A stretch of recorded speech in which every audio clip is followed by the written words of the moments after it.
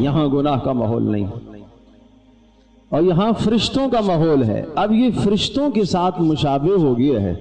میں نے پہلے جمعے میں ایک بات عرض کی تھی، اور وہ بات یہ عرض کی تھی کہ انسان دونوں چیزوں سے مرکب ہے، خیر شر دونوں ہیں اس میں۔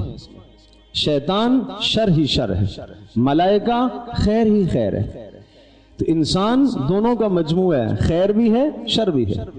جب اس میں خیر زیادہ ہو یہ ملائکہ کے ساتھ ہے ان کی صف میں، اور جب اس میں شر زیادہ ہو یہ پھر شیاطین کی صف میں چلا جاتا ہے۔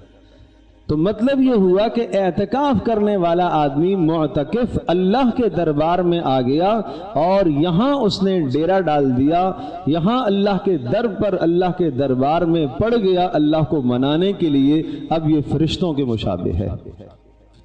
فرشتے کھاتے نہیں ہیں، پیتے نہیں ہیں، سوتے نہیں ہیں، ہر قسم کی خواہشات سے پاک ہیں۔ اب یہ فرشتوں کے ساتھ ہو گیا، لیکن چونکہ ہے بشر، انسان ہے، تو تھوڑا سا ضرورت کے لیے کھائے گا۔